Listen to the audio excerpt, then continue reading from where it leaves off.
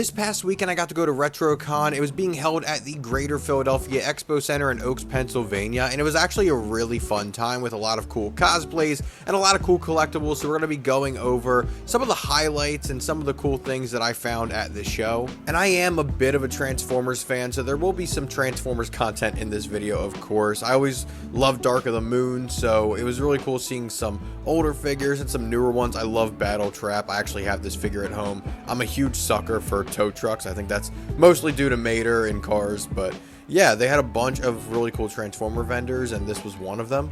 And of course, because these vendors are resellers, they do have some priced up ones, like that Optimus Prime there for $75, or this Ratchet for $60, which I'm a huge Ratchet fan, and we'll get into that later on in the video. I did see this really cool variant for Ravage, which was kind of nice. If you don't know about Ravage, Ravage and Laserbeak essentially are characters that work mostly with Soundwave. Speaking of Soundwave, there he is right there with the Revenge of the Fallen. Not really the greatest design, but you know, it was something for the Michael Bay era. And then we have Roadbuster there, Darksteel, and a Stealth Bumblebee. Darksteel kind of has a cool paint job, I gotta admit, and the face is kind of weird, but I dig it. I love Roadbuster, though. I always love the Wreckers from Dark of the Moon. And then we saw some of the Optimus Primes from Transformers the movie. That one just came out recently. Then I had to highlight Ultra Magnus over here, mainly because I actually used the Ultra Magnus card in Magic the Gathering a lot. So I love Ultra Magnus, and I got to really fall in love with Ultra Magnus from playing his card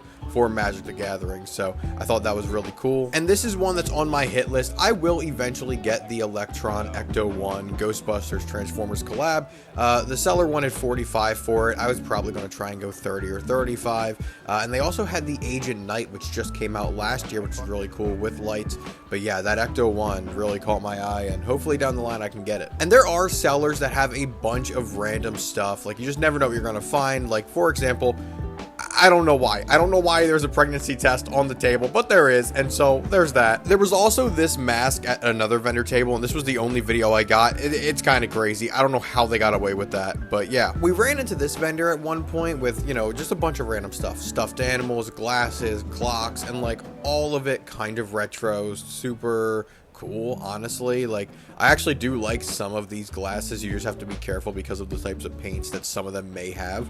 But yeah, the Star Wars glasses were really cool, and I was actually kind of tempted to get the one Empire Strikes Back one with Lando there on the right hand side, but I didn't because I just didn't need it. But yeah, they had a bunch of stuff, random cups, stickers, and in a second we're going to see some McDonald's Transformers, which are kind of cool. And not only that, but they just had a big box of randomness right down there. And look, I'm not gonna say anything I shouldn't, right? But this low-fat milk right here, thick. She can get it, right? Like, that's kind of crazy. they really were like, yeah, let's sexualize the McDonald's toys back in the day. I mean, dude, look at this. I don't know if it's a bell pepper, a strawberry, I don't know.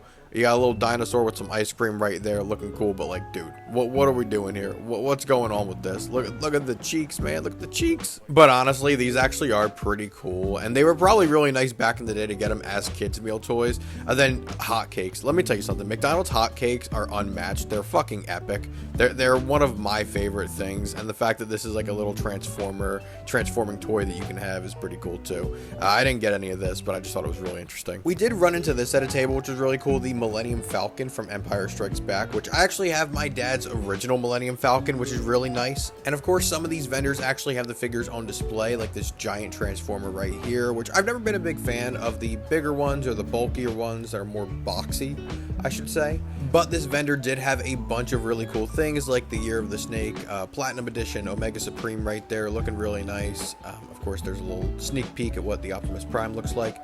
Then we found a bunch of other expensive Transformers, just a little bit out of the price range if you actually plan on taking it out of the box and actually transforming it, which is the main function of the figure. But one thing I really like, though, is that there are a lot of vendors with loose figures, which you can normally go ahead and knock the price down a little bit on them. A lot of the vendors are super nice, so you can kind of chat with them and try and work out a deal. And also, real quick, I ran into Vader, and this Vader cosplay was looking super nice. But of course, RetroCon isn't just about the figures, it's also about retro gaming. So you do have retro gaming items there, whether that's the consoles themselves or maybe the actual physical copies of the game for PlayStation 1 or Genesis, whatever it may be, you have it.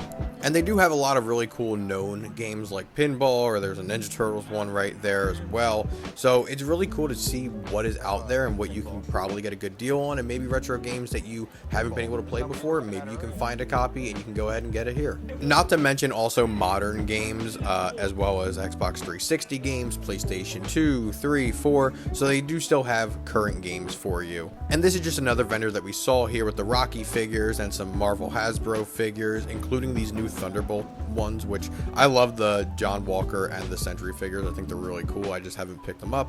Don't really need to. If you're into He-Man, there's a bunch of He-Man merchandise here as well. And of course, McFarlane DC. Gotta love McFarlane figures. They're actually pretty solid. It's something that I never really got in the past, but I had recently gotten some and I was like, oh shoot, these are kind of nice. And this is just some more extra footage that I got of some of the retro aspects, so to speak, of the convention, with an X-Wing there. And then of course you have an Ewok candy bowl. Can't go wrong with that. That would actually be really cool for Halloween. But yeah, like I said, loose figures. If you saw something that you liked, a lot of the vendors are super nice and you can probably chat and see if maybe they might go down or make a deal. But yeah, there's a bunch of random stuff that you'd never think you'd see here, like why is Michael Jackson on the table? Who knows? They also have Littlest Pet Shop for people that are into LPS. And they also bring some retro vehicles like the A-Team van, for example. Like they had this, they had the Batmobile from 1966. So you do get some really cool cars to show off at this show, as well as the Bandits 78 Firebird, which I absolutely love. I love the design of this car. Always have. I thought it's a sick car ever since I saw it in Smokey and the Bandit. And so it's really cool to see it up close and personal, whether it's a replica or not. And they have a bunch of wrestling figures as well. A lot of vendors have wrestling figures, whether they are newer figures like these, which are the Mattel WWE Elites, or they may even have more retro ones when Jakks had the licensing. As well as, look at this, old school Star Wars figures. Gotta love them. They're really cool.